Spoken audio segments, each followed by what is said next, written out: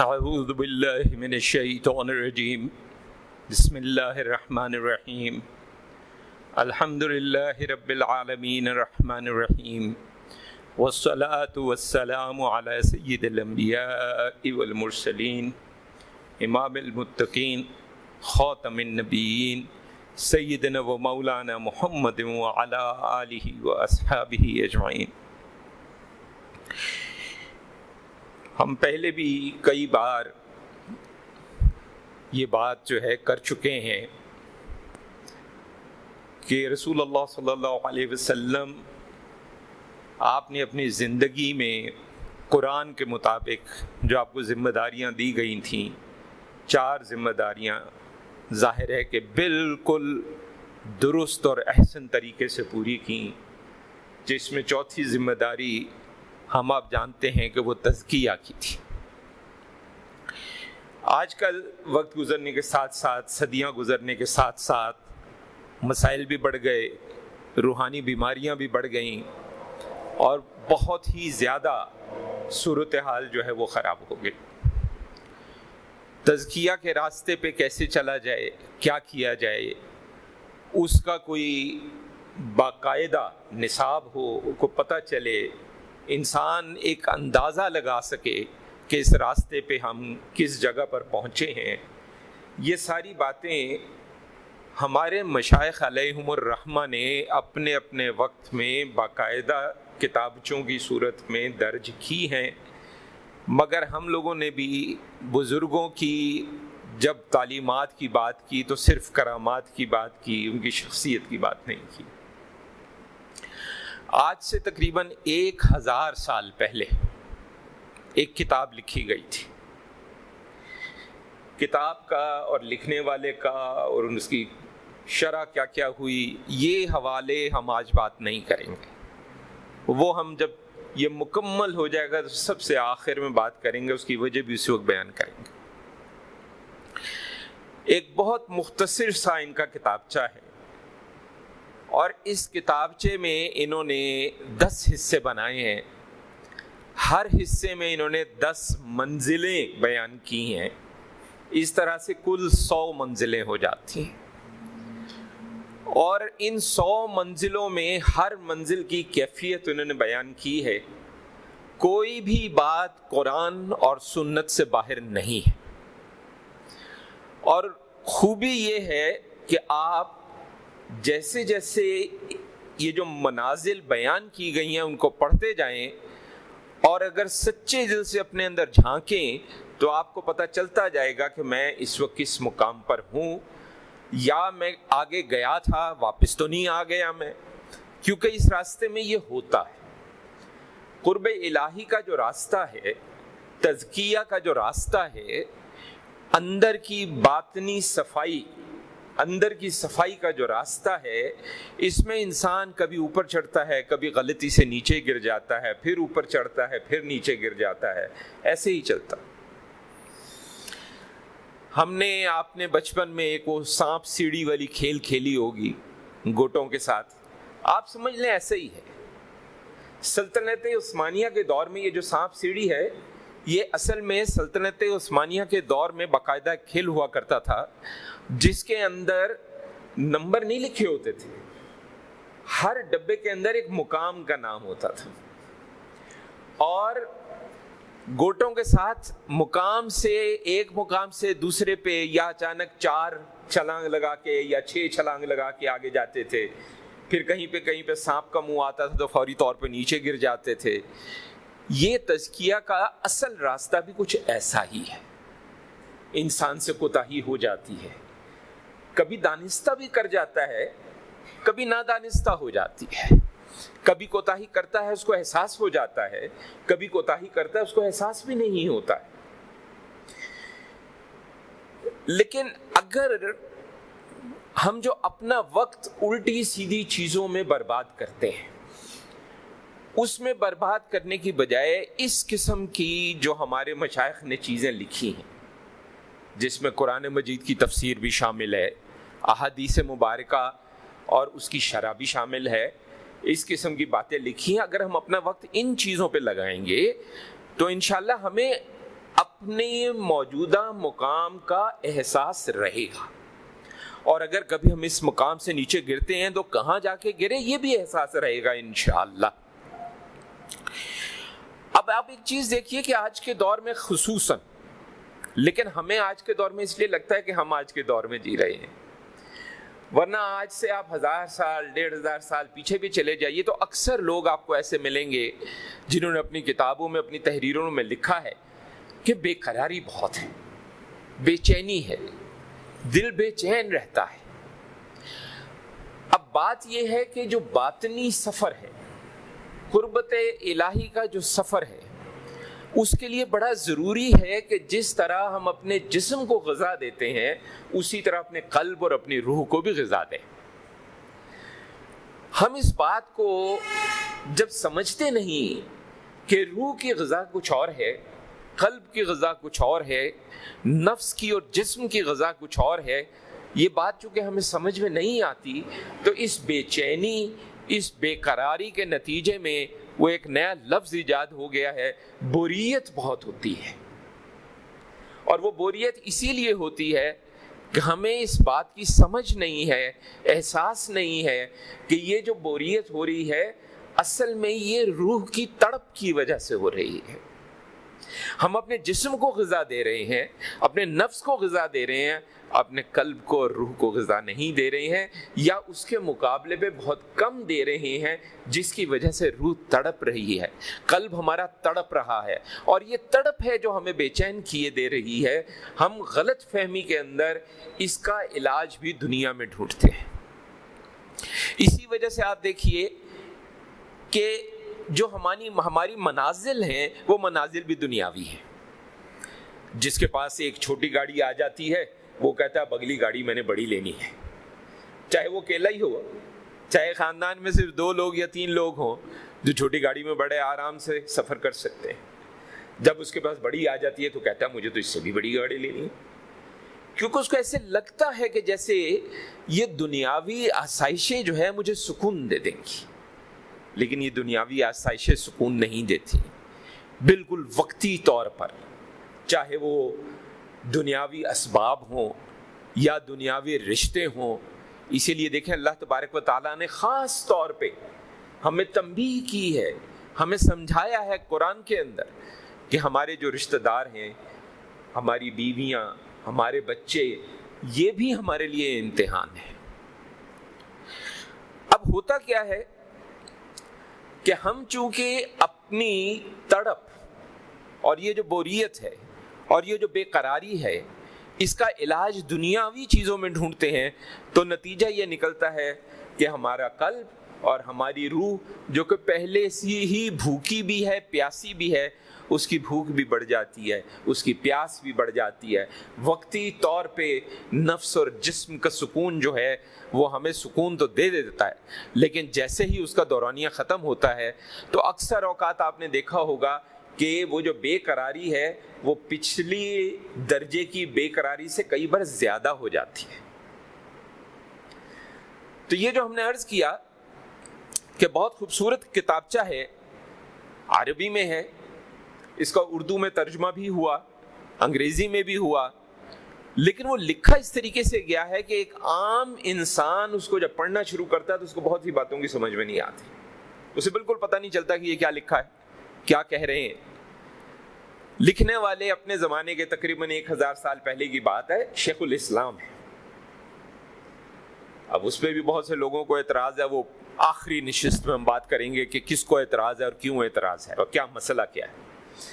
لیکن انہوں نے جو سب سے پہلا حصہ لکھا ہے اس حصے کا نام انہوں نے رکھا ہے البدایات۔ البدایات کا مطلب اردو میں بنے گا آغاز، شروع، اور بدایات کے اندر انہوں نے 10 منازل بیان کی ہیں، یعنی 10 پہلی منازل ابھی صرف شروع ہے، اور اگر اس کے نام ہم آپ کو بیان کریں تو آپ کو ایسے لگے گا کہ یہ تو مکمل ہے، کیونکہ ہم لوگ وہی بات ہے کہ کبھی اصل جو مواد ہے ہم تک پہنچا نہیں، اگر پہنچا تو ہمیں سمجھ نہیں آیا۔ تو البدایات میں سب سے پہلی منزل جو آپ بیان کرتے ہیں اس کو ہم اردو میں کہیں گے بیداری۔ ہم آپ سب جانتے ہیں، اور یہ ہم میں سے ہر شخص کو یہ صورت یاد ہے تقریباً، وَالْعَصْرِ إِنَّ الْإِنسَانَ لَفِي خُسْرٍ، بے شک انسان خسارے میں ہے۔ ہم سب جانتے ہیں یہ بات، لیکن یہ جاننے کے باوجود ہمیں اس کا ادراک نہیں ہے۔ جاننے میں اور ادراک ہونے میں زمین آسمان کا فرق ہے، کیونکہ جب ادراک ہو جاتا ہے تو انسان پھر اس کے لیے کوشش کرتا ہے۔ اگر میں جانتا ہوں، اگر آپ جانتے ہیں کہ میں خسارے میں ہوں، آپ جانتے ہیں کہ آپ خسارے میں ہیں، اور اس خسارے کو سمجھنے کی کوشش نہیں کر رہے اور اس کا سدباب کرنے کی کوشش نہیں کر رہے، تو اس کا مطلب یہ ہے کہ آپ جانتے ضرور ہیں لیکن ابھی غفلت میں پڑے ہوئے ہیں، ابھی سوئے ہوئے ہیں۔ میں جانتا ضرور ہوں لیکن میں غفلت میں پڑا ہوا ہوں، میں ابھی سویا ہوا ہوں، ابھی تک بیدار نہیں ہوا ہوں، کیونکہ اگر میں بیدار ہوتا تو میں اس کے لیے کچھ کرتا، کسی سے ملتا، کسی اللہ والے کو ڈھونڈتا، کسی اللہ رسول کے راستے پہ چلنے والے کو ڈھونڈتا، اس کے ساتھ اپنی صحبت رکھتا، بیٹھتا، چیزیں سیکھتا، سمجھتا۔ اور قرآن میں یہ آیت بھی ہمیں بہت دفعہ جا بجا ادھر ادھر بیٹھتے ہیں تو سننے کو ملتی ہے، جس کا مطلب یہ ہے کہ قلوب کا سکون اللہ نے اپنے ذکر میں رکھا ہے۔ اس کو بھی ہم نے غلط سمجھا ہے، یہ بھی عرض کریں، یہ وقت پہ آئیں گے تو وقت جب آئے گا تو بات کریں گے۔ تو یہ جو بیداری ہے، یہ بیداری صرف جسمانی بیداری نہیں ہے، یہ ایک انتہائی گہری روحانی کیفیت ہے۔ اسی لیے ہم نے کہا کہ اس کو بطور منزل آپ نے پیش کیا ہے۔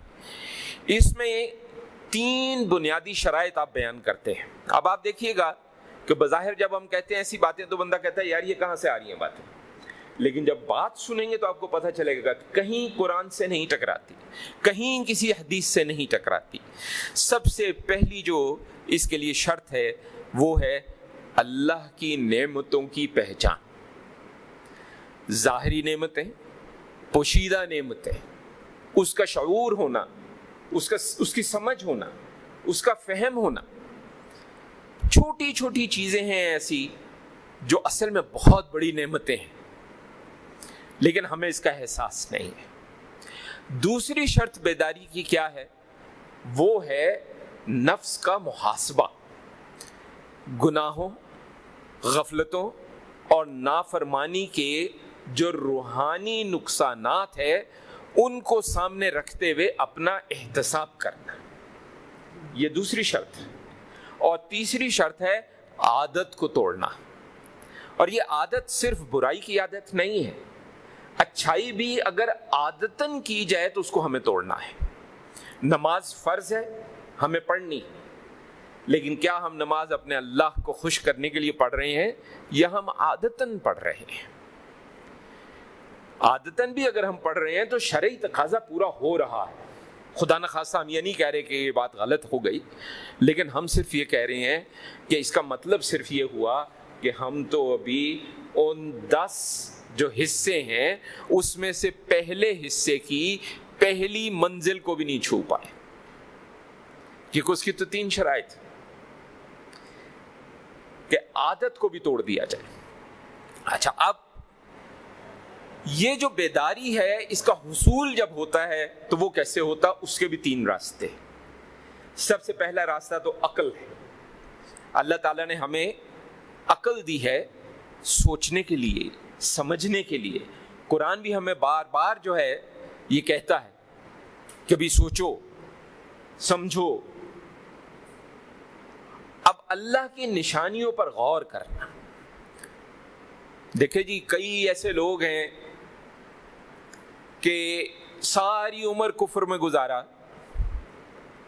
سائنسدان بن گئے، اور ایک دفعہ بیٹھے ہوئے تھے تو قرآن کی ایک آیت نظر سے گزری، اور وہ آیت تھی فرض کریں مچھر پر یا مکھی کے بارے میں، اور وہ سائنسدان صاحب نے سوچا ہے یہ 1500 سال پہلے اس کتاب میں یہ جملہ آیا ہے اور ہمیں آج اس بات کا پتہ چل رہا ہے، اور یہ تو جو شہد کی مکھی وہ واقعی ایسی ہی ہے جیسا بیان کیا جا رہا ہے۔ اب یہ اللہ کی نشانی پر غور ہوا, اللہ نے اس کو توبہ دے دی, اس نے فوراً اسلام قبول کر لیا. تو غور, ہمیں چونکہ نعمت ویسے ہی مل گئی ہے کہ مسلمان گھرانے میں پیدا ہوئے, بچپن سے ہم مسلمان ہیں, ہم اسی پر خوش ہیں کہ بس ٹھیک ہو گیا. دوسرا جو ستون ہے اس منزل کو حاصل کرنے کا, وہ ہے حیا. حیا گناہوں پر ندامت اور اللہ کے سامنے عاجزی, یہ نشانیاں ہیں حیا کی. جب ہم گناہوں پہ اصرار کرنے لگیں اور اس کو ثابت کرنے لگیں اور اس میں یہ کرنے لگیں کہ نہیں جی یہ بات ایسی ہے, تو اس کا مطلب یہ ہے کہ ہم حیا سے دور ہو گئے ہیں, شیطان کامیاب ہو گیا ہے. اور تیسرا ستون اس منزل کو حاصل کرنے کا جو ہے وہ شکر ہے.